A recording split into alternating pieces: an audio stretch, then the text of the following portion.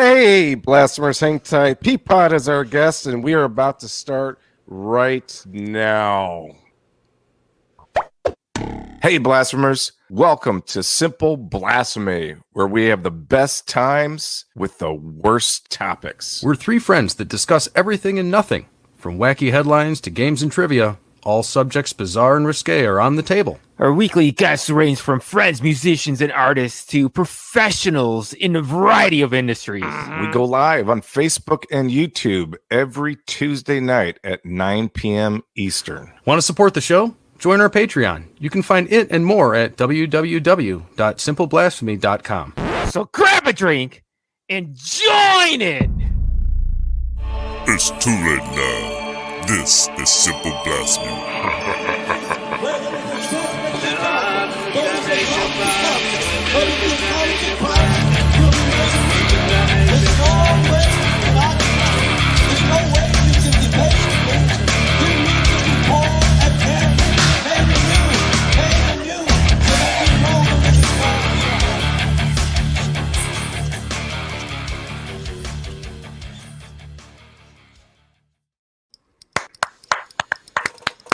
Welcome to Blasphemy Podcast, all you blasphemers out there. My name is Zach Ward, and I have here with me always Andy. I'm Alligator Andy, and I'll be your guide today. And also Mr. Zach Green, the Screaming Machine. Oh, that's a good sign. That's a good sign. That's a good sign. I'm speaking in tongues lately.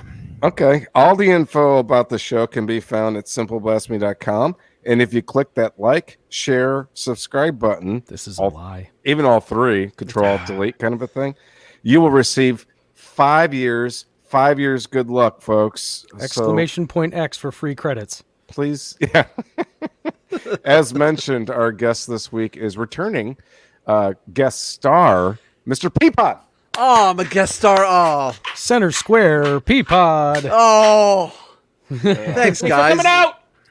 Happy to be back. I'm very excited to be back. I'm so glad you guys are my final stop before we get back into it for our podcast on my Peopodcast Tour 2021. I can't wait. I will say that we have a pretty exciting show, folks, because not only has On the Radar podcast, the podcast that Peapod does, we've just grown using new technologies and all this great stuff. But we're actually going to dive into On the Radar podcast and have clips and some audio and a little bit of visuals so you can find the different episodes. And last on the announcement list, we are tonight going to play the game Zoom. Oh, good. So it has been quite some time since we played Zoom. Basically, as you can imagine, I have zoomed in very, very closely in a picture, and y'all have to guess what it is. Yins. So stick around for Zoom. Often off the cuff, we don't really thank our Patreons enough. So we do want to say thank you, everybody that does help financially support the show. Hey, it helps with just the these things do cost money and we have to pay bills, but really there's not that much overhead for us and everything is covered for the most part. So thank you to everybody. Second piece of formality, we like to give a shout out to the audio only statistics best country that's chiming in and listening to the audio-only version of the podcast, which is once again none other than India. Thank you very much, Andy. Shout out to India. India, we appreciate it. And lastly, we have a shout-out from Tanner Wirtz. What a guy. Hey guys, Tanner here. I want to give a big shout out to Revier in downtown Sylvania for killing it with my latest haircut. I just wish pube trimming was an option.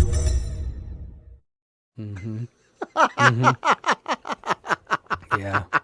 It's not a merkin if you're not working on it. Oh. Love that kid. All right. So, Julio has joined us once again. And I believe the last time we did Zoom, he was the winner. Yeah. If I remember correctly. So hang tight. We'll do Zoom in a little bit. I got to do one article really quickly that I would love to cover with everybody here. And then we're going to jump right into On the Radar podcast. Is that okay with everybody? I hope. If it's about the girl who did Gorilla Glue to her hair, I swear to God, I will leave the show. I was forced to watch that. I'm so glad I have no idea what you guys are talking What about. did Forrest Gump? Don't. I Just don't don't. wanna- I don't want to. I seen it for a second, but I did not click What, on it. what is Forrest Gump's famous quote? Anybody? Life is stupid like guy. a box of I'm chocolates. sorry I ruined your roommate's bathrobe. No, it was stupid is what stupid does. No, we're not going to go over that. Sorry for that disappointment. This article I came across, I have seen this a couple times in different media. So I'm not going to suggest this is actually 100% true, but it definitely needs to be discussed here for all of us. Here's the headline. These restaurant chains are on the brink of disappearing entirely. And this started surfacing, especially right after COVID. And let's just give our opinion on some of these franchises and if we're going to miss them. Here we go. Peapod, do you like to eat out? Do you or no? Are you a home cooker? Oh, I like to eat out. Wink. No, I am. Hello. Good evening. Eating at Busch Gardens again. No, I am a purveyor of not only the restaurant industry, but I am also I like to home cook with my wife. Even though she is better at the cooking and everything, and I am decent at breakfast. So, but Okay. yes, I like to eat. All right, well, let's just go through a few of these things. Again, not confirmed, folks, except for one, because I did get a letter in the mail. I'll explain later. First on the list, and these very well may be alphabetical, so there's no specific order. Number one is Applebee's. Applebee's opened its doors in 1980. But unfortunately, Watch out. so far, Applebee's has closed 120 of its locations. I'm assuming 17 of which are in Flint, Michigan. and for water reasons, I would assume. Yes. They couldn't get the the Long Islands were tasting funny. More like 5 Mile Island or 3 Mile Island. Anybody, Applebee's or I mean, the only thing at Applebee's I remember very clearly is like half price apps after like 8 o'clock or whatever. So I mean, you could spend that and a couple of beers, and it's decent because like all the apps are just like anything fried and potato skins and whatnot. Anything they can toss in the deep fryer again. Pretty much, yeah. Again, and warm it up. I mean, honestly, I'm not gonna miss Applebee's. Yeah. looks as Applebee's can go ahead and just die. Yep. God, Luke, tell us how you really feel about Applebee's. Applebee's. Fuck that place, especially the one right off of fucking 8 Mile, man. The one that I lived by. This specific Applebee's. That specific one. Fuck them. And I even had a fucking blind date that we met up there. That somebody, my dad, hooked me up with his daughter, and then she brought her 2 fucking friends there. One of them was a guy, And Oh. then, so here's me with these like 3 people that know each other, and it was Applebee's man. fault. Fuck them. Fuck Applebee's. Jesus. No, I don't like the Applebee's. That was weird when you said I don't have a strong opinion one way or another about Applebee's, but okay. Not like you assholes. I know, right? You'd be lucky if you ever got your food after you ordered it. Hey, It's true. It's true. I will say one thing. They have these like southern or southwestern Diarrhea chips. They were actually made out of diarrhea. no, they have the southwestern egg rolls. With Oh, I this- remember That's those. Chili's. Is that Chili's? That's I thought- Chili's. Same thing. Chili's is actually, but Chili's is actually halfway decent. Fuck, You can all right. mask anything in Tex-Mex flavor and make it delicious. Chili's ribs ain't bad. So Yeah. All right, fine. Barbecue sauce. barbecue All right. sauce. All right, Stevie Ray. Here we go. She must I sweet a want my little baby chili. back, baby I'm back. a little. I want my baby back. Next up, Carrabba's Italian Grill. Carrabba's Italian Grill. We do have one here in town. Peapod. Carrabba's. I've been there once. Nothing comes to mind. So whatever. Meh. All right. So, Green, hot- have you? Extra heard of high grade 'em. Olive Garden. I heard of them, but I don't even know what their logo or their restaurant looks like. I don't know. I've never been there. You know what's really weird is the fact that like I've gone there a few times, and my wife is so in love with the bread and oil. Oh yeah, yeah. I mean, bread and oil. If that is like your thing, you've got problems in the kitchen. I'm sorry, I'll pass, but can I get another bread and oil? Bread and oil. The filet mignon doesn't appeal to me none. Bring another basket and another. What would you call that? A carafe? Talk about a Let me toilet full get a of round juice. of bread for all my friends. Oil for everybody. Can I get Well. some juice? Not the stuff in my toilet. Oh, are you talking about getting Carrabba's? Fucking I mean- bread and oil, man. The Carrabba's. The juice maker. There's a restaurant called Granite City, and it gave me diarrhea. We called it Granite Shitty from there Oh, is that on. the place right off of I-75, Andy? It's, Oh, yeah, I've there's been one there up a there. few Yeah, times. it's Granite Yeah. Shitty. Their eggs Benedict did a number on us. Ooh. Has it ruined you in Holland glaze sauce, Andy? Or No, you... it made me better. That's the number one tenet of Oh, holiday it made you sauce. right. It made me better. Is number one, do not give your the patron diarrhea with your hollandaise sauce. It's usually a good tip. Yeah, with anything. Next restaurant up, apparently on the chopping block, Sabaros.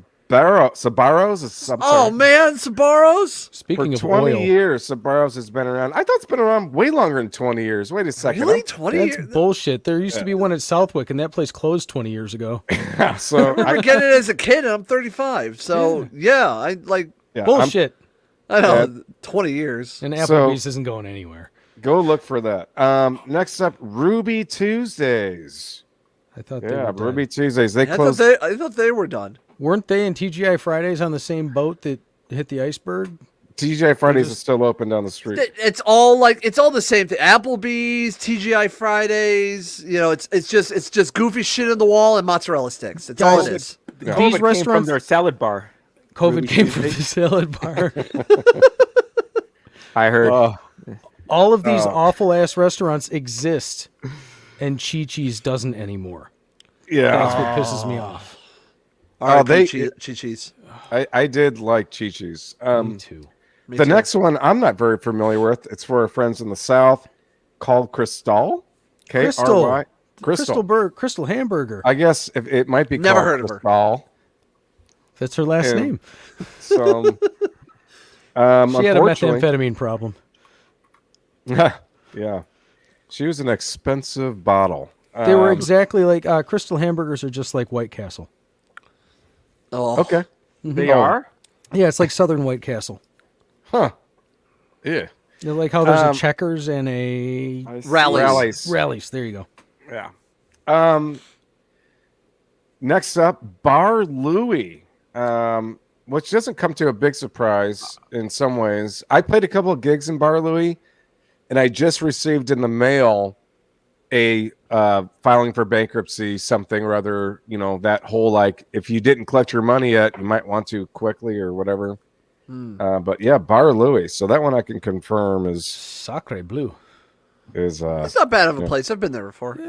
they had again a pretzel stick thing. Yeah, the pretzel sticks, cheese, cinnamon, and probably Tex-Mex ranch, whatever. Just enough to tamp down that last martini. Yeah. Again, if that's your, I want to go there for pretzels, you might be in trouble. I hate to be the one to break it to you, all you Southerners down there. Hooters. Really? Not a huge surprise. The chain has seen better days, but let's face it, they've had the same decor. Boobs. Yeah, in the ones I've been in Florida. I mean, I drove by. Yeah. Drove by into the parking lot. No, there's a Inside. Hooters. My mom lives in Dustin, Florida. And I was about to say your mom went to Hooters, or your mom is at working at Hooters. Your mom worked at Hooters. Only if Jesus worked there, but This does. they Jesus do have good was a fan chicken of giant wings. boobs. Believe it. Who is it? Why did he make them? Hello. Thank you, Jesus. Thank you White Jesus. for all the different. Thank you, White Jesus. Big thank you, White Jesus. And I had to big boob Jesus. Big boob Jesus. And I had to say, Julio is correct. Boobs are just not what they used to be, and neither is Hooters. The last couple times I went into Hooters, there wasn't the much Hooters that hooting. you drove by? You could probably narrow down the Hooters logo down to an HOTERS. It, I don't know. I thought that would have been a funny joke, but I was actually lying. I didn't know. I actually- didn't know what you were going at. It's like grinding a rail and ending up grinding your balls on the rail. Green, do you enjoy Hooters? You look like a guy that would sit at the bar at a Hooters.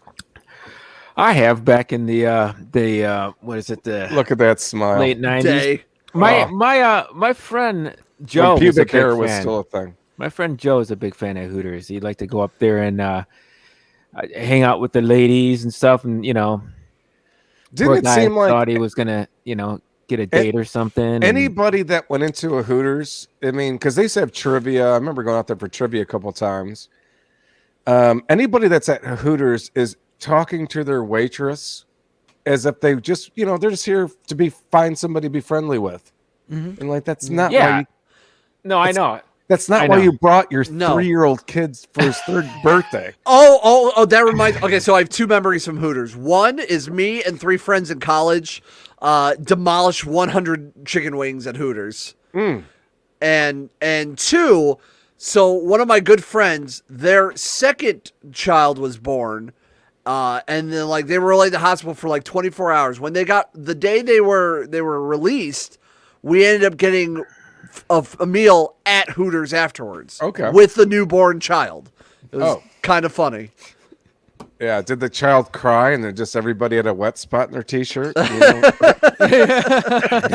the Okay, you've redeemed yourself with that one, Zach. That was good. I like Hey, what about all the time they have all that fucking chicken wing sauce over their fucking clothes and shoes and shit sometimes, before they had a chance to change that. Clean. Yeah. Everybody smells like blue cheese. or Everywhere. ranch. Everything's sticky. Everything's All right, let's run through just a few more of these before we jump into On the Radar podcast. Next up, not a big surprise to me, Boston Market. I think we got one left in town. I've Yeah. never went in one of those. I used to see them everywhere. I actually Is it any good? The driest food you'll ever get. I don't mind it. I like their mashed potatoes. Andy, what turns you on about their mashed potatoes? What Yeah, is what turns you on about potatoes? You ever? Were they dry? I'm gonna just say that it was that kind of a party. Okay. Oh, it? It's a Beastie Boys reference for you whippersnappers. Got second degree burns on my dick. Oh, That wasn't fun. They didn't use enough butter. that would have been a moisture burn. Thank God we're back to talking about dicks. We haven't talked about poop and dicks in anything in a long time. So, We pressing don't want to get back into that. forward, yeah. Papa John's, don't care. Yep, Oh. don't care. I got food poisoning from Papa John's. Okay. Good. So ever since not, then, not good that I've you got never food poisoning, but right. Yeah, ever since then, I've never had it. Okay, Peapod, I'm so glad you used the term food poisoning. Next up, the Golden Corral. Oh, Oh, Hell that's yeah. that's my dad's favorite place. the Like golden fucking brown corral. Perkins, sign of the beef eater. hey, the Golden Corral. The thing that I mean, I didn't particularly. Andy knows I do like buffets because I used to go to a lot of buffets up in Livonia, including Golden Corral. But what made You'll me never sta- find our bathroom is their tagline. I will tell you this: they have a chocolate fondue station that is to throw up. I mean, to make you literally when you see the kids just go like, and Yeah. It's actually poop. Think of all the fecal matter in there.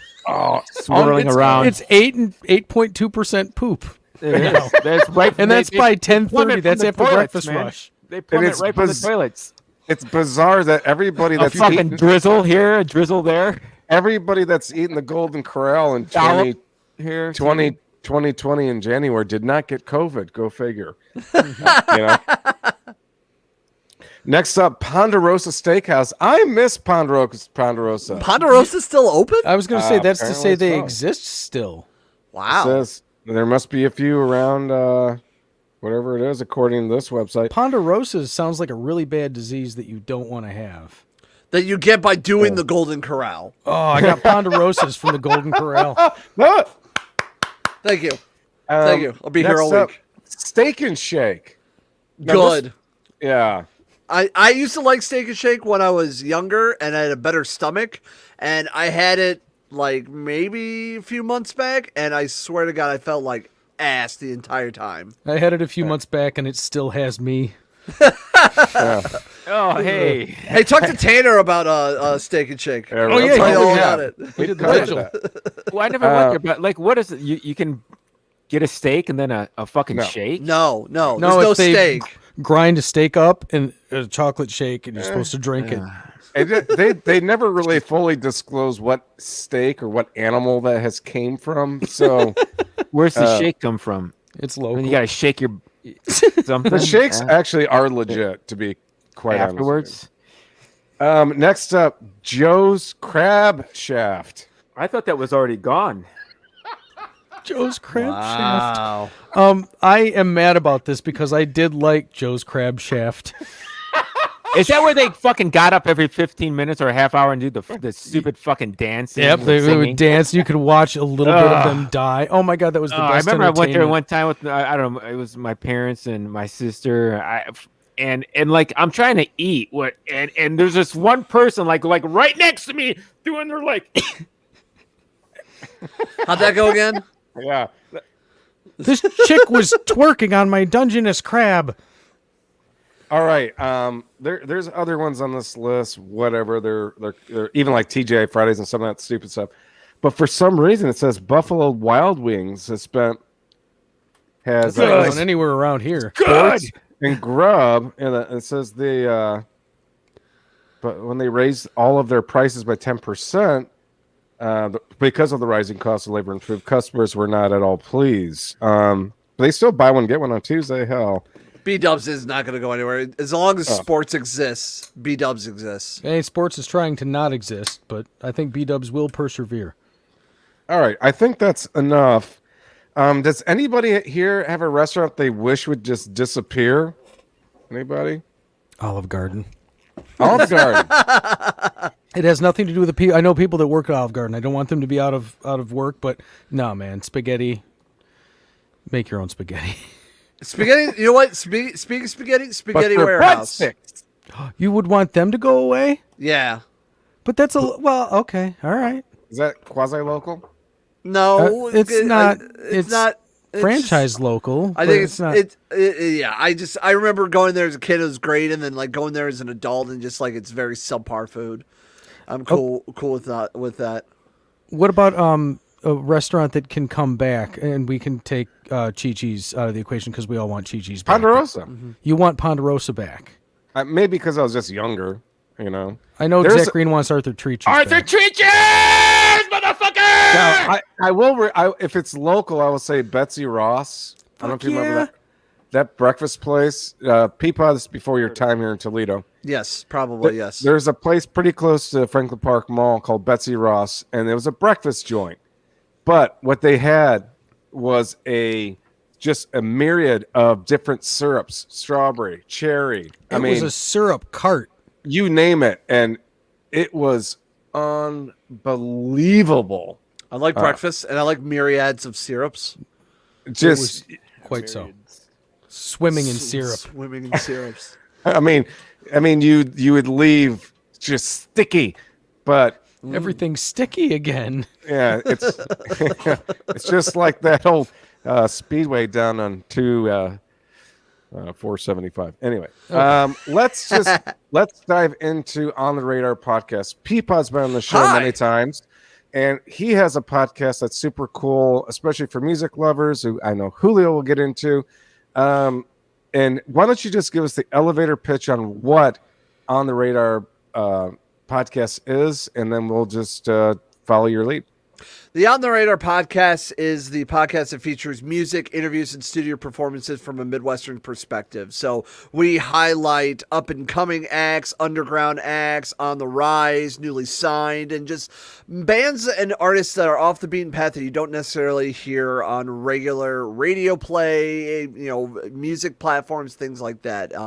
We, even though we are based out of here in Northwest Ohio, we work with 4 great local area recording studios for a lot of these interviews, and then due to COVID, we've been doing a lot more over online, much like everything else that's going on. But we cover all sorts of walks of life, and we just kind of ask the question of why put out this music, what's the meaning behind it, and the reason of just the history and where they go. And we talk pop culture, we talk the music, we talk political standpoints. It's a whole wide range of just kind of cracking open the skull of a musician's mind. So you can find that on all major podcast platforms, and we'll give the cheap plugs at the end of the episode. But I brought today 5 great clips from episodes past, and we're going to share them today. Let me ask you a few things really quickly. Yeah. I did put your catch-all link in the description, folks, that you can click on that, and then it'll navigate you to whatever podcast service that you prefer. That is in the description. The question I have for you is, what is it about music that you've chosen this career to go down? What does music do for you? Because you've always talked about, I don't play an instrument, and I always respect these guys that do this in some way, shape, or form. What is it about music for you that turns you on? Music is just the great communicator. Music is what connects all of us, and music is just it is so much. It is rehab, it's escape, it is the soundtrack of life. It helps, it heals, it pumps you up. It's just the backbone of the arts and the backbone of society. And we all come from different walks of life. We come from all different stories and histories and things like that. But when you bring together something as an art form as music, I feel like that's so much more powerful than anything else. Nothing brings more happiness and joy to people than just a really good band and a really good atmosphere. It just fills the room. It fills all the parts of of things that are missing in your world. That little something that can just add a little bit to everything. Music has always just been a part of my world, and it means a lot of part of my growing up, and it's part of my career path currently in the radio industry, and I'm a big supporter of music and arts in general, and I want to see it flourish to a level. Because in my personal opinion, I feel like the music and the art scene is not as big as it should be.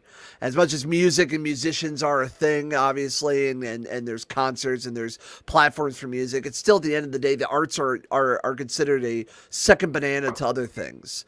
And I feel like it should be the one thing that brings societies and people and all these types of worlds together. Awesome.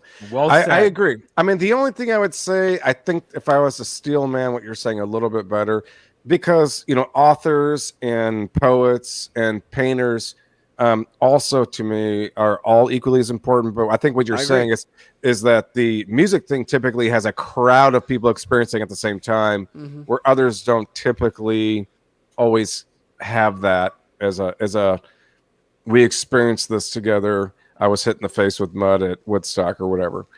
That wasn't mud. That was glue. That was that scene, that poster of the guy having the pose. Hey, I heard that back in Woodstock's days, believe it or not, it was in the back of the Applebee's parking lot. But so talk about really quickly, like from episode 1, and you've crossed the threshold at the end of the year of episode 100. How did that start off? What are some of the cool things that happened and changes that you found, or how did it evolve from 1 to 100? We ended the year at 107. Because in 2020, I definitely wanted to get to episode 100. And we start our 4th year as of this coming Friday, February 12th. So very excited to jump back into all of it. I started it because the local radio station I was on, its previous incarnation went away, and we focused on a lot of local music, and I wanted to bring together the ideas of, like, I really love interviews and diving into, you know, a musician's mind and the whys of everything. But I was very influenced on, like, live studio performances. So, like, you know, back in the heyday of radio where, like, bands would come in and they would perform live in radio stations. Or, you know, you have your BBC Radio 1 studio performances and things like that. And even bigger markets for radio still do the live performances live on the radio. And my personal show, I do that when I'm allowed to have people in due to, you know, not a global pandemic. But besides the point, I really wanted to bring the idea of just like that kind of radio style, but the freeformness of a podcast. So I kind of put the two worlds together. Yeah, the intimacy of like diving into and really diving into a musician and a background and everything, and then having entertained by studio performances. So if you go to this artists live in person, you get a taste of what you're expecting.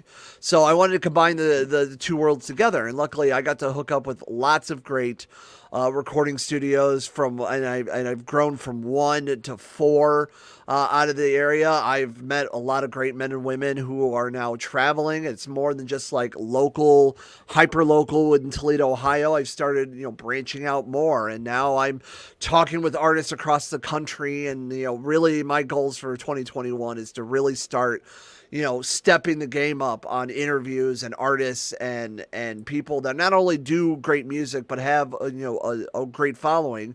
But it's not always about the clout artists. I really want to feature people that are moving the needle in some sort of fashion that needs to get a bigger platform in some sort of fashion.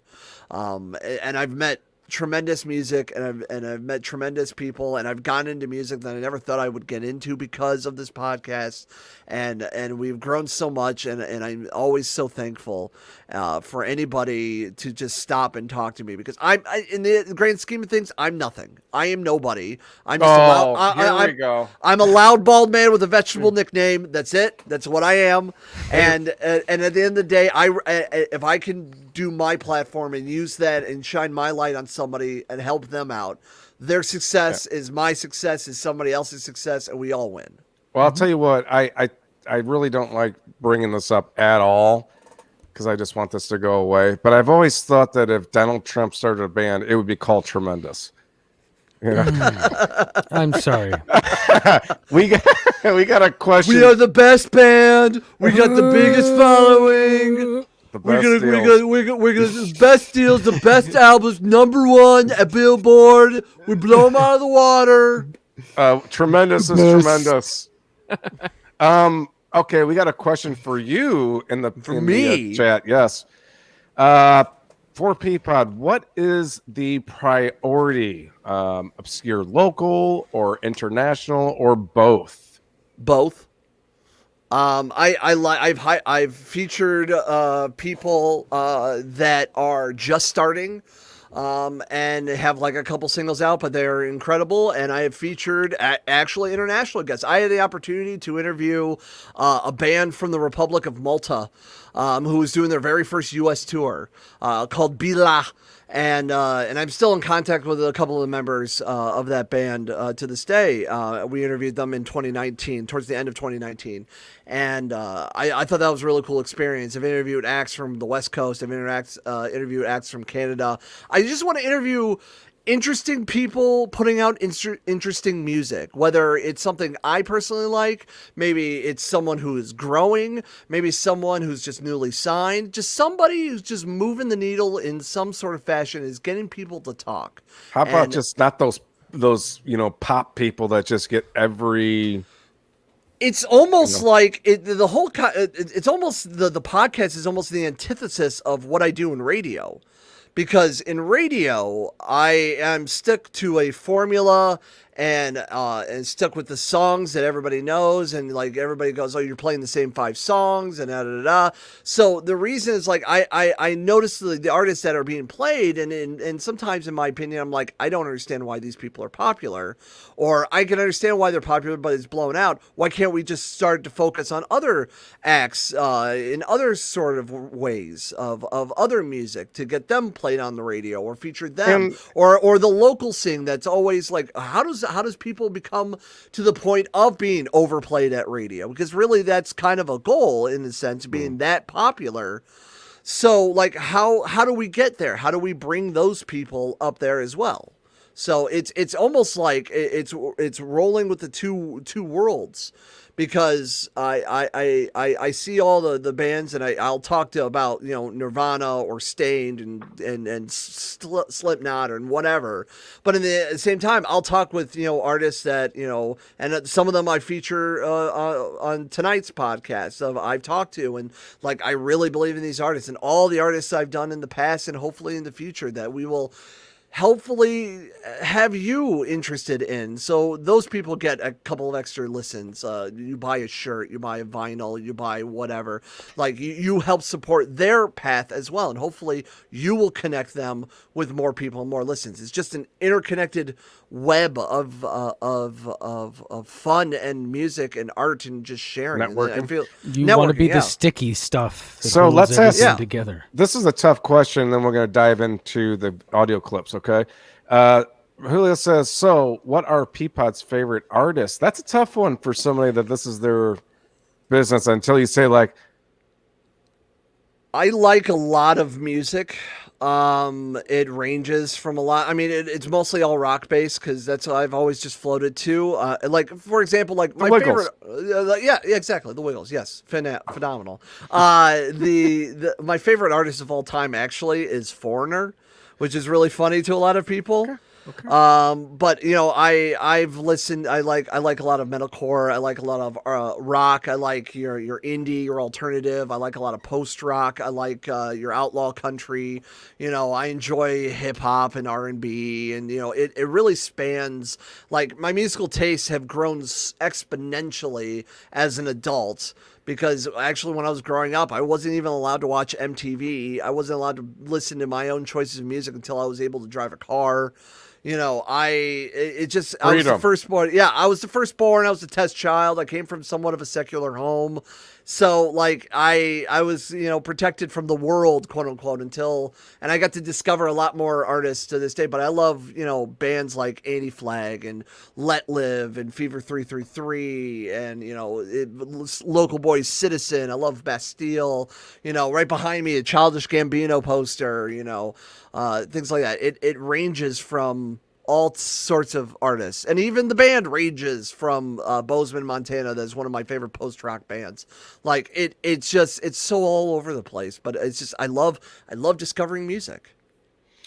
I agree. So let's dive into what discovering music is. We're actually kind of doing a infomercial for On the Radar, because you're going to be able to see what's going on here. So Peapod, how can I be of service in this endeavor? How are we going to do this?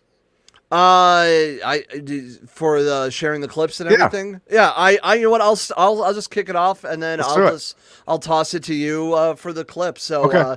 We're sharing tonight 5 episodes. Zach wanted me to share 5 episodes that like really spoke to me, and like I said, I'm always grateful for any artists and any guests that have ever been on.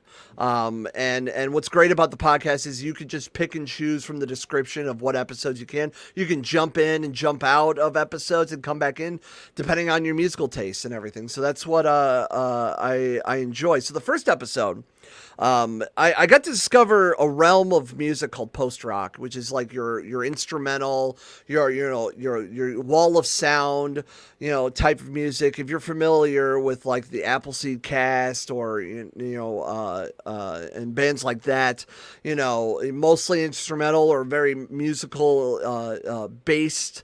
With like pedals and tones and things like that. I got into that world. Yeah, a little bit of math rock. The world of post rock is like a combination of like of instrumental, post rock, post metal, synth wave, math rock, things like that. We had that. What was that, Andy? And I'm Not Afraid to Die. What was the? Yeah, and I Am No Longer Afraid to Die. Something. I believe I know who you're talking about. I can't think of the name right off the top of my head, but yeah, it's I ate at Golden. I ate at Golden Corral. I couldn't find the bathroom, and now I want to die. Fantastic, yeah, great band.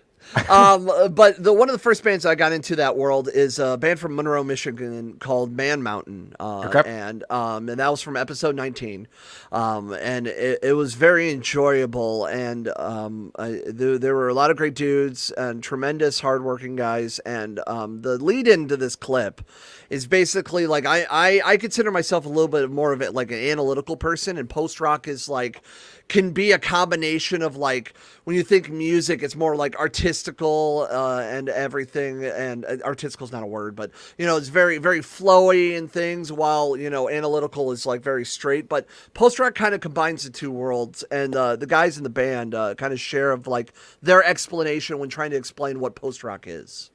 Right, here we go. That's the beauty of post-rock, man, because it's like ambiguous, it's without definition, and it has like a layer of like streams of consciousness where it just kind of, but it all makes sense at the same time. It's still telling that story, but you're able to like kind of just like veer off and like have your own experience. That's why I love it. And it's interesting that you say that you're kind of more technical, because that's kind of how I am too with a lot of things. So we do apply that as well. It's just kind of for the initial writing process, it's very free form, and then we have to kind of go back later and so, like, we're going to record this, we need to figure out, what key is it in, what time signature is it in, what is the tempo, and then, a lot of times later we're like, oh, this song actually changes tempo drastically like 4 times, and we have to like count out measures and go in and program all that stuff in. Because when we record it, at least me, I want it to be very like structured and sound like it's not just a jam. Like I want it to sound like we intentionally wanted everything to sound a specific way. But it's just kind of funny that we have to like go back later and figure all that stuff out.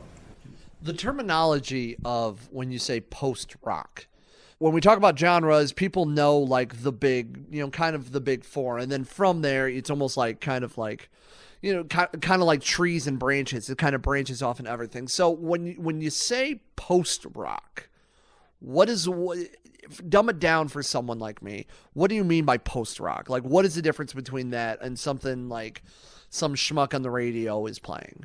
I guess Brian's probably the post rock expert. What do you think? I told my parents it's like the spacey parts of Pink Floyd meets the heavy parts of Metallica. Wow, that actually works. Just to put it in terms that they understand. Of the like 3 bands that that our dad frequently listens to, U2 I think was the closest that he could associate to our genre of music, which I thought was very sweet of him. I loved U2. I don't think we sound at all like U2. No. But it's guitar delay. Yeah, so I could see that. It's spacey. Yeah, what was it? Somebody else said, I think it was our buddy Justin said that we sound like what it would be like to be sandwiched in between Zakk Wylde and Kenny G. So... yeah, I'm trying to picture that. I can't. What I love about that episode as well is because the studio I was working alongside with on that episode, and we float between different studios and everything. Gentleman out of here in Toledo, Ohio, Pat Sheckett, he just moved into his new home. Like literally has not fully moved in his home, and he's like, "Yeah, bring an artist in. We'll record them." So he just had his recording set up, moved in a couch, and they performed we recorded the band their studio performances in their dining room that has no furniture yet in the place. But it was so cool and very interesting with those guys. So yeah, Man Mountain is one of the great other post-rock bands that we got to feature later on the show, on the podcast as well, with other great acts. And there's a yearly festival now out of Indiana called Post Fest, where all these styles of music come together. And unfortunately, it was postponed last year due to COVID. And Post Fest was postponed. Yes. Actually, they started then doing a round of performances via Facebook called Postponed, with a lot of those post-rock acts from across the world. And there's also a huge, big festival overseas in Europe called the Dung Festival that is like 3 days of all that types of music throughout the world. Post-rock is really big overseas. Is the mascot like cows? I wish it was. That'd be cool. But post rock is a growing genre form and following in America. All right. And that was episode 19 for those that do want to revisit that. And now I know what post rock is. Thank you. Yeah. But at the same time, you have no idea what post rock is. Yeah, you don't know, but like I have a better idea now. Yeah. Do you suppose people are going to start yelling about it like they do about punk rock? Like, man, that's not punk rock. The fact that you say that's not punk rock. Really quickly, if I could, does this make any sense? There's rock and there's post rock, but rock is pretty cool. There's sex and there's post sex. I'll take the sex. How does that? No? Okay, never mind. I'd say you should go back to writing story problems. Pre-cum? All right. Next up. What's up, Peapod? All right. The next one is from episode 54, a two-piece duo out of the Detroit area called American Arson. This clip is a little bit longer, but the guy, the singer and guitarist, Evan, went on this big rant about the record label they are on, Face Down Records, have a lot of artists that a lot of them consider themselves Christian-based. And while the two people are practicing Christians, and nothing against them, their music, you would never know that there's like some kind of message. There could be, you can perceive it as that. But Evan goes into kind of a world about like how a lot of religious people use that as a crutch for a lot of their shortcomings, or they use religion to persecute others and hinder others for their happiness and their lifestyle for no reason. And the band itself is tremendous. It's just a drummer, guitarist, but it's such just an in-your-face sound. And Evan kind of just goes on a rant, and I asked him the question of like, how do you deal, or like how do you feel about other people using the religion for more or less not for good? And this is the rant he talked about. And folks, if you're doing the drinking game of taking a shot every time Peapod says tremendous, please stop. You've probably had enough to drink. Here we go. Yeah, it's really frustrating right now, the climate that we're in. I think where you have the most trouble is when you start when you develop a worldview, or you develop a political ideology, and then you go backwards and you try to marry that to your faith. And I think that's what a lot of people do right now. They determine, this is my political ideology, this is my worldview. I don't like these particular type of people. I don't want them in our country. I don't support rights for these particular kinds of people. And then they go backwards into their faith and try to find passages or one-offs or things out of context that justify those beliefs that they have. And then what they basically do is they weaponize their faith. They pick and choose. They weaponize scripture. They weaponize. They essentially try to speak with God's mouth and weaponize, their beliefs. And so I think for us, I think you have to go back and think about, why did you why did you just dance around and qualify yourself 17 times Right. in trying to call us a faith-based or Christian or whatever band? What is there a reason for that? Well, yeah, the reason is because so many of those bands have made it something that you want to tiptoe around when you're explaining it, Right. And explaining who you are and what you write about, and you know, if people want to call us a Christian band or a political band or whatever, they can. I mean, whatever, we write songs about everything. So Right. if one day we might be a political band, and the next day you want to call us a Christian, people can call us whatever we want. The bottom line is that the lyrics speak about the things that we feel genuinely and strongly about. And for some songs, that comes from our faith, and from some songs, it comes from life experiences. It comes from a whole bunch of other different things. But I think when you start from that point of, instead of let me figure out all the things that make me angry and then go back to my faith and look at why I'm justified to feel that way, instead you just go the other way and you say, okay, let's start with some basic principles, which is that all of us are equal, which is that all of us are loved, which is that all of us are worth something. And then let's go the other direction. And then let's let our political beliefs and the way that we treat people and all those, let's let those base principles define those things. And so I think that's the reason that we're in trouble right now, is that people want to politicize things. They want to bring things into the church that don't belong there. They want to keep certain types of people out. I just read a stat, and I don't know if it's true, and I hesitate to just throw things out there, but even if the percentage isn't correct, I know that the idea is there, which it said that 68% of white evangelicals don't believe that America has a responsibility to help other countries, to help people from other countries who are suffering, to accept refugees, which is so backwards, and it so clearly comes from this is my political view, and then let me kind of go and figure out why my faith doesn't tell me that I have to do those things. Whereas if you go the other way around, it's so blatantly obvious, right? Like this is like one of the main, even if you're not a person who professes to have any sort of faith, you can open a Bible and figure, oh yeah, we're supposed to be kind to people. We're supposed to take care. Don't be a dick. Care of people. Yeah. You know, we're supposed to take care of the poor. We're supposed to take care of people less fortunate than us, and all those things. So let's start with that, and then go the other way. Let that define our interactions, and let that define our politics. And so, yeah, and that's one of the things that we love also about Face Down, which does have a reputation of having bands that are faith-based bands on that label.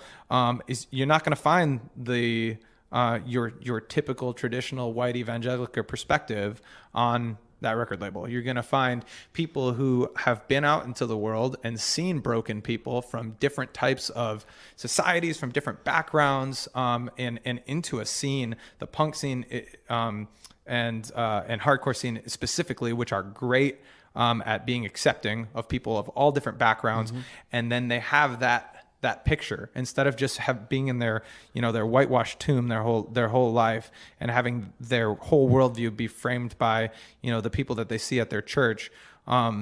They've actually gotten down and dirty, and so people want to fit their mold their faith to fit their ideals, and so they can feel guilt free about what they're doing. And I know plenty of that. That's why I framed the question like that. And it was a very good, and I know that clip was a little bit longer than some of the other ones we're going to share, but I there's no way I could have cut that off at a great point. I thought he made a lot of good points. And in the end of the day, no matter what you claim to be or what you are, just be a good person towards other good people. Have a little bit of empathy, especially with everything that is going on with the pandemic. And this was obviously pre-pandemic. At the end of the day, be a better person to your fellow man, woman, and child. And if somebody is not hurting you directly, who gives a shit about what they practice? As long as it's not hurting or preventing the evolution of people, that's all that matters.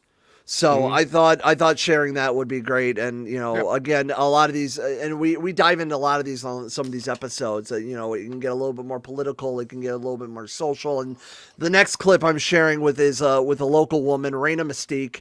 She was originally from the West Coast, met her husband, and then they traveled the country, and they just ended up stopping in Ohio, and then they've put down roots, and they have a son together. And Reina's husband, Mike, not only both Reina and Mike perform together on the regular, but Mike is also the host of his own podcast called We Speak English Good, and shout out to him and his stuff. The Reina, I wanted to share Reina's clip from episode 57.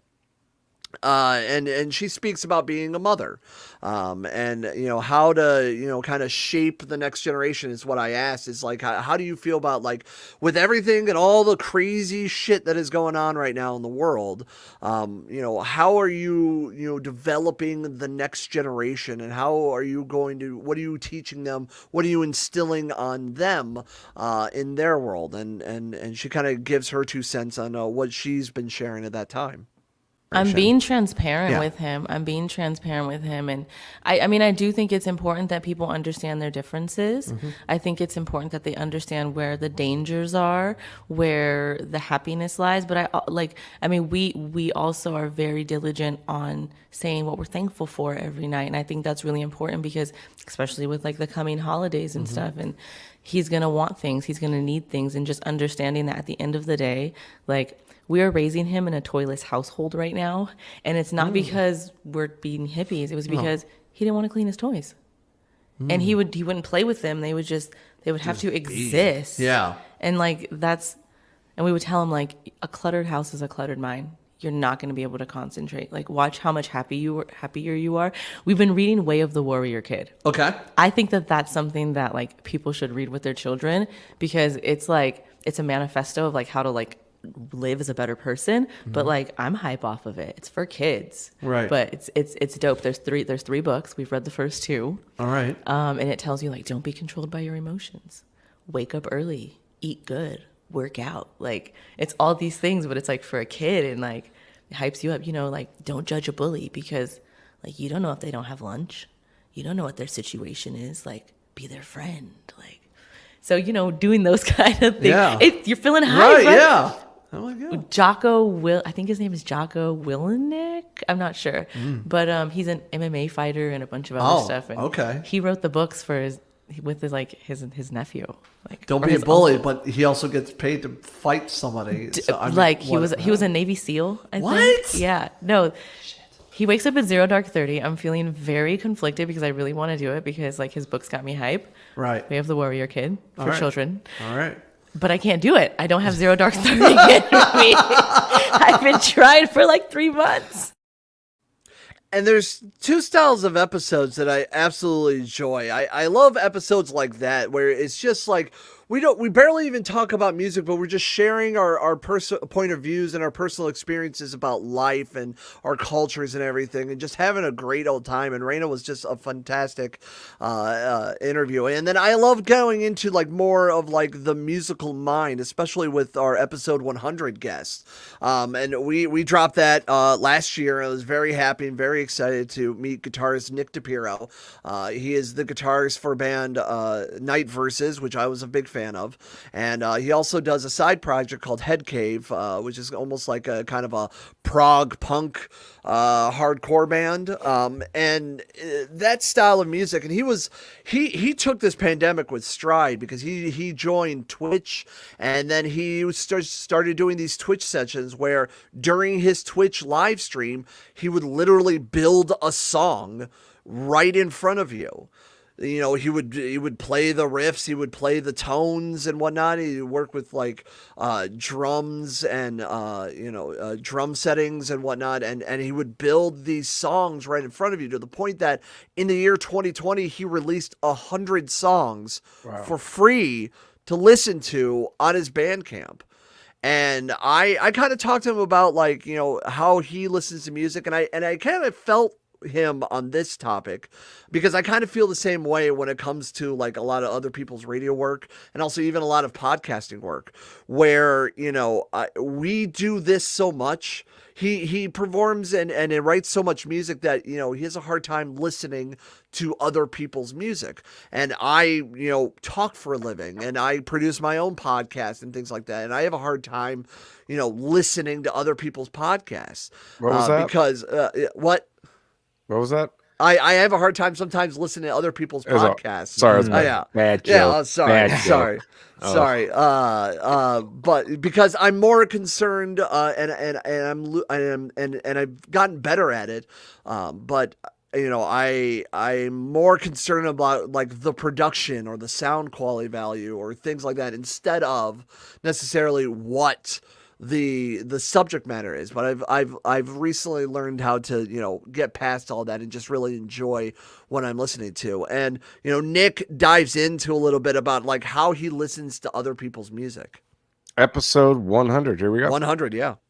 It varies though. I mean, like that's not completely blanket statement. Like I definitely like will listen to like if somebody's like, hey, check this out, I'll listen to it for sure. Like I'm not that big of a dick, but like to the idea of like, me just like if like a band that I've heard do kind of like similar things all the time puts out a new song, like I might just skim through. But if it's a band that is a really creative band and like I can expect their players to be constantly pushing themselves or something like that, to where it is something that is like more inspiring, or like in my opinion, and like who am I, whatever. So like that, like to me, like if it's inspiring to me, like I'll always take the time to listen and dissect the entire thing for sure. But yeah, I don't know. There's only a handful of bands that I really like. I really want to hear new things from all the time, and like I really do appreciate like that stuff. And there's a lot of bands where I listen to them just to get the quick fix of like a headbang real quick, and like maybe that's inspiring in itself. Like I love heavy music, so no matter how like generic or quote unquote generic it is or whatever, like if it's dope and heavy, like I don't care, like I'm gonna listen to it. I like heavy shit no matter what. So to me, like that's like it is what it is. I don't know. And, Nick was, really interesting to talk to, and being our 100th guest on the show. And I was very excited to, reach that milestone in 2020. The podcast has been around for 3 years. And at first we were only doing, one episode a month. And then we grew from, doing a couple of episodes a month. And in 2020, when nobody was touring everything, it got to the point like maybe midsummer, I decided to put out episodes weekly.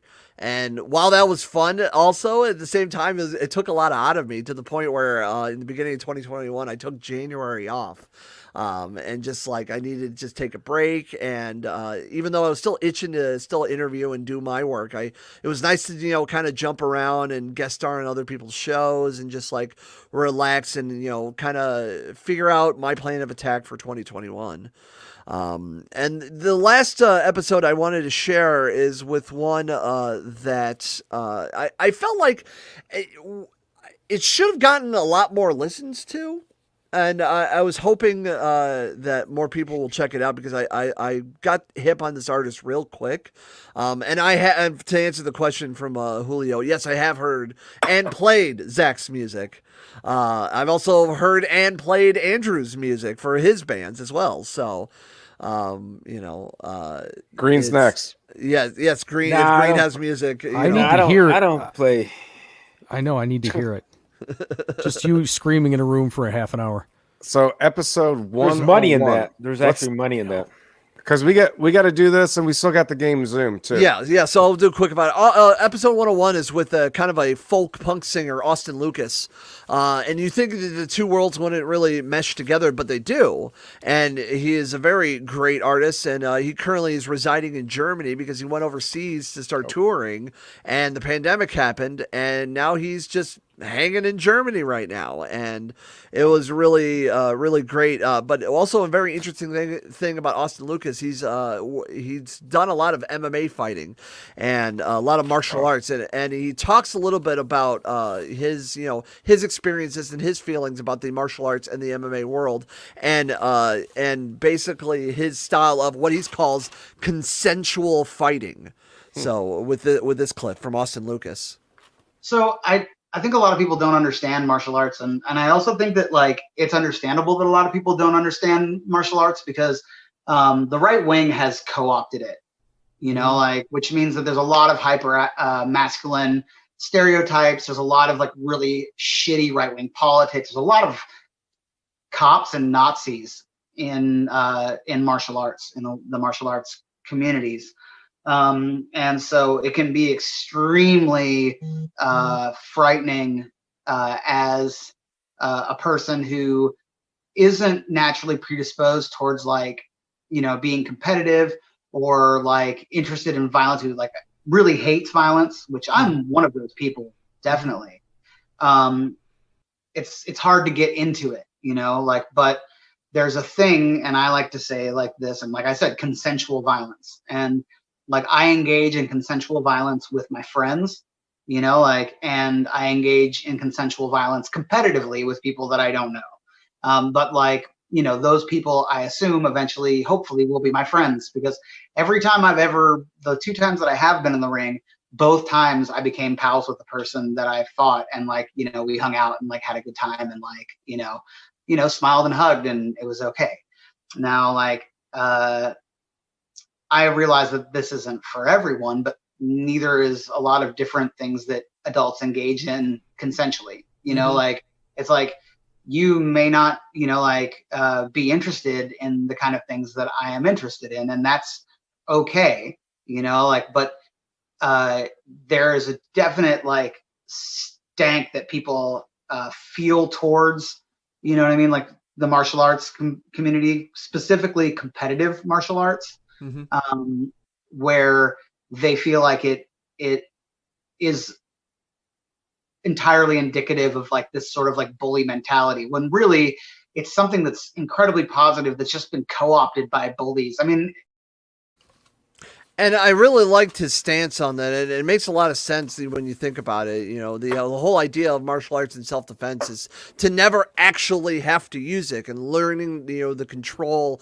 And there's a lot of, meditation with some of that style. And I really, really enjoyed that episode. And when we released it, I don't know if it was just like overkill from the COVID, or people just got burnt out of all of my stuff, or I don't know. But I felt like that episode should have gotten a lot more spotlight than it did. And his newest album, Live in the Hot Zone, it was really one of my favorite albums of 2020. So, like I said, I'm always so grateful of anybody who goes on my show and takes them time to share their world with me, and I'm greatly appreciated. Same and here. to share it with everyone. So yeah, and hopefully you guys can check it out. We are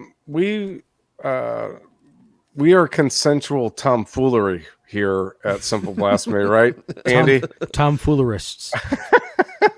Consensual shenanigans. Yes. What I'd like to say before we jump into the game Zoom is podcasts and producing something is not easy. It's not easy. It's time consuming. You're constantly thinking about it. And 3 years, you must have started basically kind of just before we did, because we're creeping up on 3 years, March 27th, I think it is.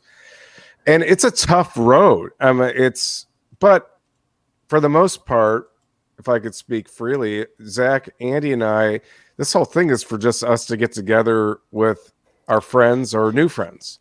Yeah. With the exception of Flat Earth guy, David Weiss, which that was fun and interesting. Provocative. I had a boner the whole time. I will say before we jump, you too? Yeah. Check out On the Radar podcast. Yes. The link is in the description. You can click it and find it in all the different places. On that subject, the guys I don't think know this. Next week, I believe we have DJ Nini again. Oh, neat. She is the young lady Nini. DJ that plays guitar while she DJs. Word? She's on the East Coast. She was a great guest, and I think we're going to dive into a little bit of the what's the wrong songs to play at a strip club, and what's the wrong songs to play at a funeral or something, and we'll have a lot of fun diving into the DJ world on that front. And then after that, we have a gentleman from a YouTube channel called Myth Vision. He's another really up and coming gentleman that hosts debates. And so if you want to check out Myth Vision, Julio, you'd dig it, I'm sure. Please do so. Actually, I'll give a small preview of one of our first guests in March, and I haven't announced it officially just yet. I'm going to be diving into the world of the YouTube music scene, and I got a gentleman on there, and I'll reveal it. Fuck it, why not? His name is Patrick Russell, and he does synthwave covers of rock songs, and is very interesting. And he not only that, but he also he records, masters them all himself, and he produces the beats and everything. And I got hip to him from another YouTube musician that I'm a big fan of out of the UK. Her name is Christina Rotundo, and she would do softer covers of these big, huge, heavy metalcore songs. And she is and I guess I'll use my catchphrase for tonight: tremendous singer. Tremendous. And I got hip to Patrick through Christina and watching her videos, and she featured him on a couple of them, and I reached out to him, and he's out of I want to say Portland.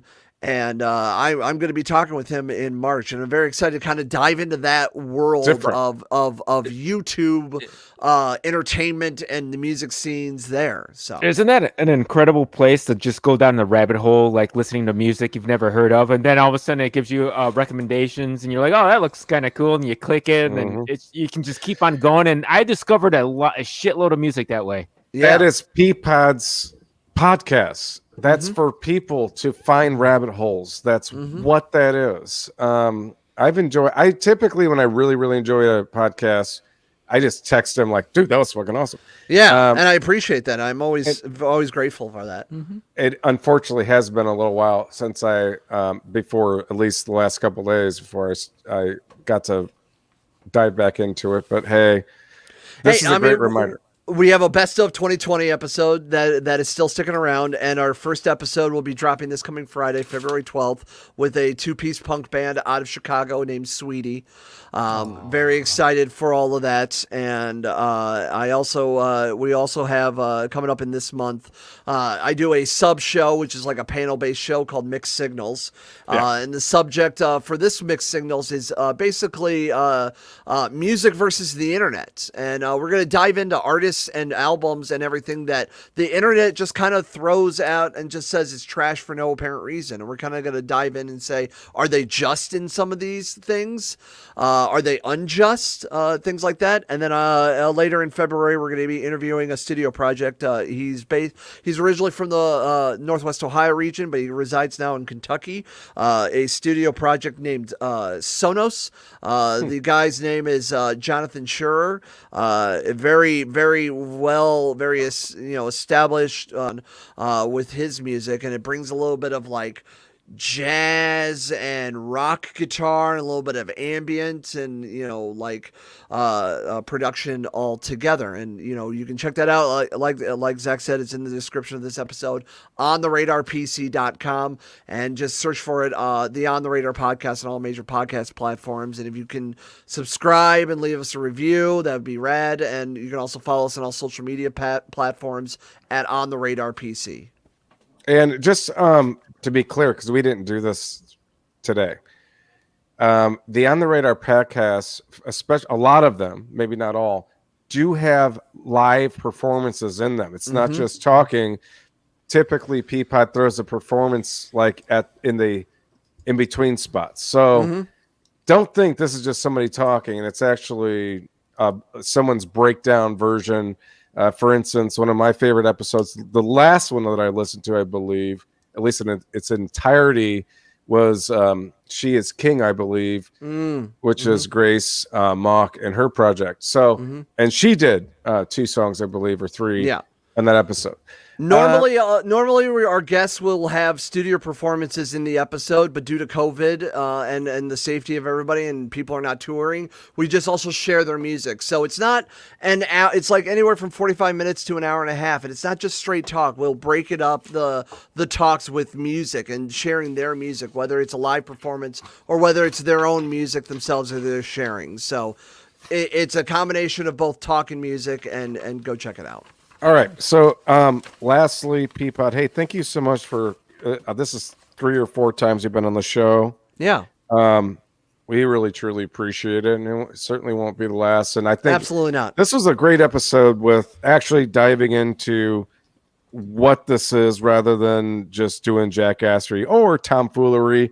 And if you're drinking, that was tremendous. Chuckwoolery. Huge. One thing I want to clear up, even though probably most people aren't going to catch this from, not to bring it back up again, Julio, but the flat Earth thing, everybody kept saying, "Who's the E guy?"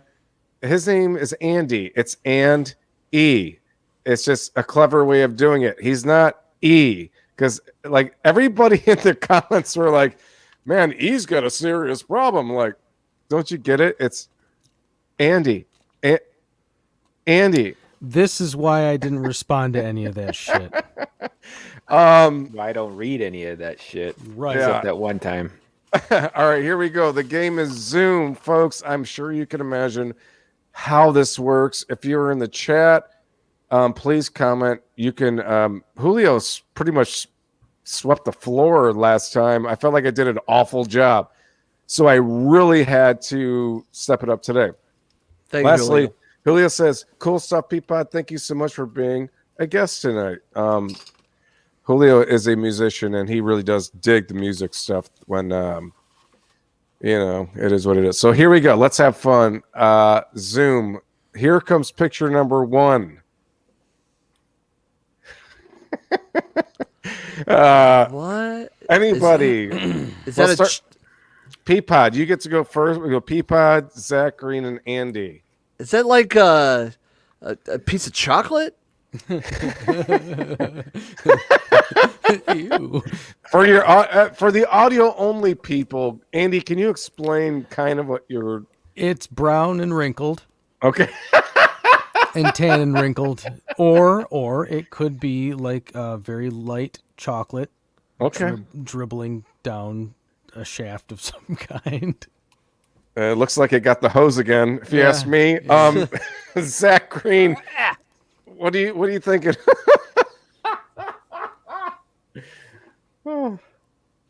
It's a knot in a piece of wood on an instrument.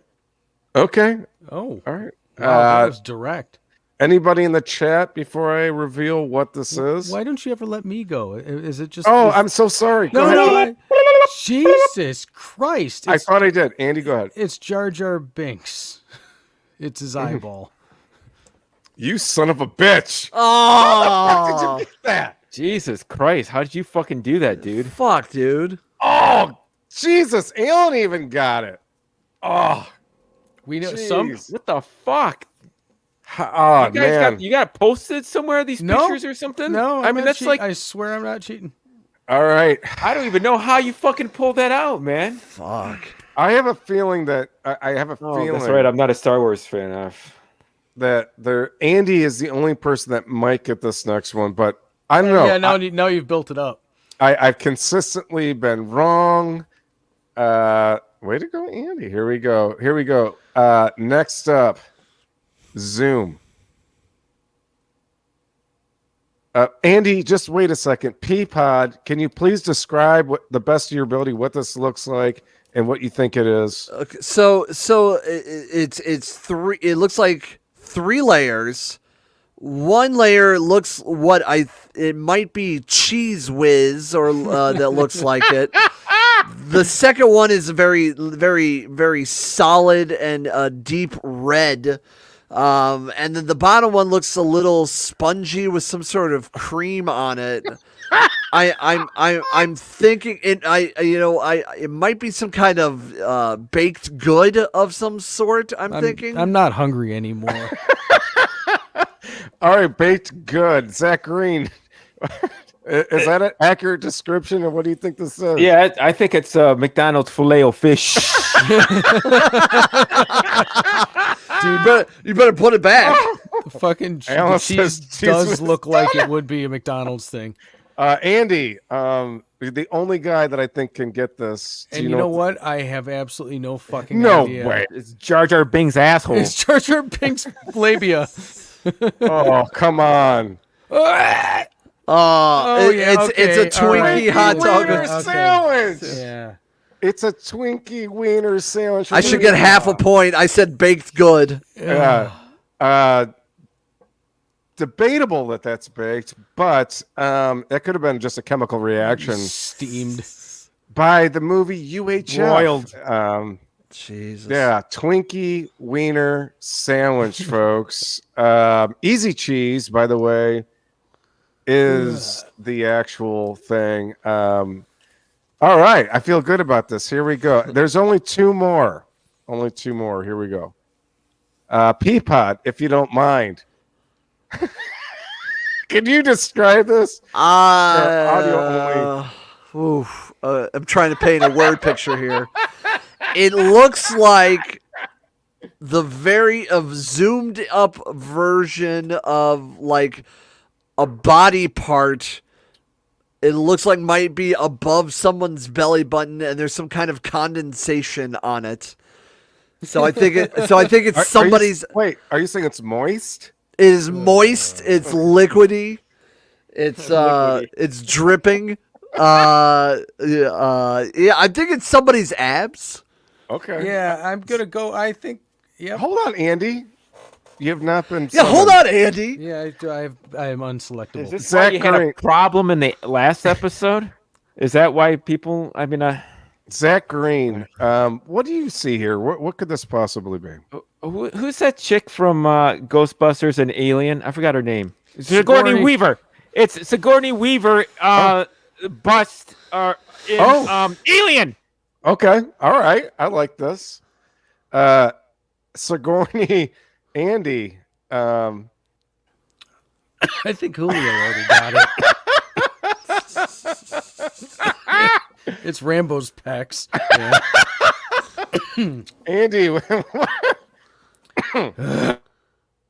Anything, Andy? Yeah, Rambo's pecs. I agree. Okay. All right. This may or may not be. Oh. This may or may not be Andy in the picture. Nice. Nice. But oh, there's no, the hair this is all wrong. technically was a butt crack from a male. Somebody with a very flat ass. Rather flat ass. And it may or may not be Andy Clark. I don't know. Andy, do you got a flat ass? Yeah. No, I'm getting a dump truck back there. It's fine. Yeah, you do. Yeah. Dumpster. Yeah, you got dumps like a truck. I got dumps like a truck. And thighs like what? Boy, would I like to throw in your dump truck. All right, folks. Last one. Here we go. Peapod, if you could be so kind as to describe what you're looking at. There's not a lot of what I'm seeing. You ever zoom in really far into a photo? That's what it kind of looks like the pixelization of a photo. Unless it's like, I don't know, a close up of toilet paper or whatnot. I think it's an over pixelized white space of a photo. Okay, Zach Green, you haven't had your moment yet. I will never on these. I'm looking out my car windshield window this morning. Okay. Ooh, I like that. Wow. That's not juicy. It, yeah, juicy. it's not it. Yeah, that's not it. And so. E. I'm going to go with small cell cancer. Small cell cancer. Anybody in the chat have blotter paper or there you go, yeah. White cyanide. Okay. Here we go. This is the zoomed out version of this new one.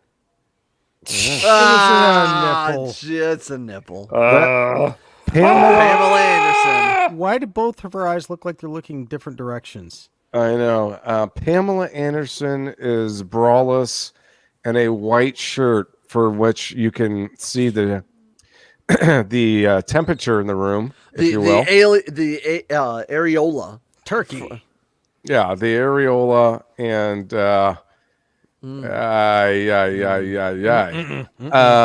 so far every Zoom I've done a nipple shot and I felt like glad you graduated to butt cracks.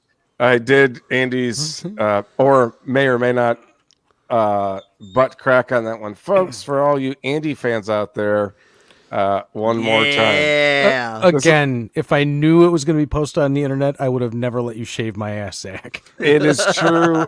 This is after an hour and 45 minutes of making crepes in the kitchen. Andy Clark. So I like to make crepes in my underpants, halfway down, and squeeze him out his butt crack. Bon and get a appetit, fucking motherfucker. drizzle of crepe. Drizzle. So, hey, everybody. Nobody really won this one very well. I guess the tie on the Jar Jar Binks thing, which almost everybody got. That was incredible. That was simply incredible. I don't know how the fuck you did that, but wow. Out of everything in the world. It triggered something. So, folks, that's our show. We want to thank Peapod once again for being a guest. Thank you. Thank you. Every year that we've had our show. We hope to see you next week, and thank you for all the Patreon support out there. And Green. Mama say, mama sa, makusa, motherfucker.